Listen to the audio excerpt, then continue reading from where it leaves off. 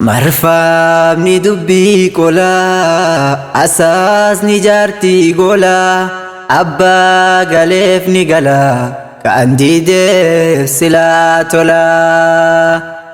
Marfamni dubbii qola asaasni jaartii gola abbaa galeef ni gala kan diideef silaa tola. Abbaa galeef ni gala kan diideef silaa tola.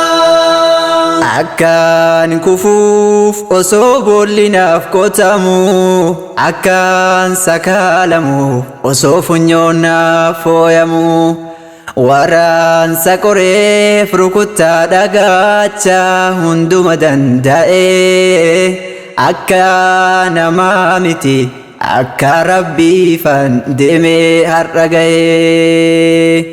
Akkaan kufuuf osoo boolli naaf qotamu akkaan sakaalamuuf osoo funyoon naaf fooyamu waraansa qoreef rukuttaa dhagaacha hunduma danda'e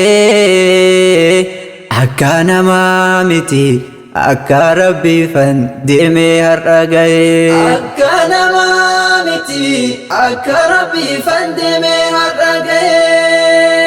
Yaa isa na waliin qoddattee bal'inaaf rakkoo koo hiikatti naaf gootee abjuu fi bookoo baay'een si jaaladha galatoomi yaa rabbii koo.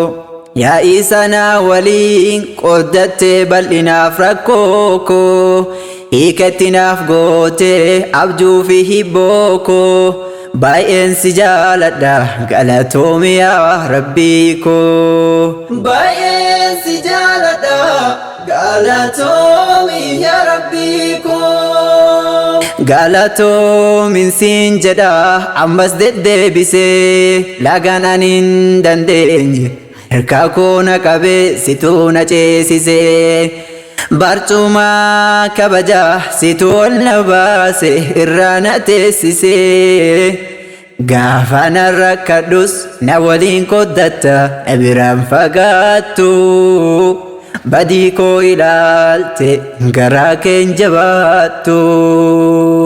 Badii koo ilaalte garaa keen jabaattu. Fedhii koo naaf guutte na oolchite gaabbii hirkannoo naaf taate na tolchite dhaabbii oolmaan kee guddaadha galatoomi yaa rabbii.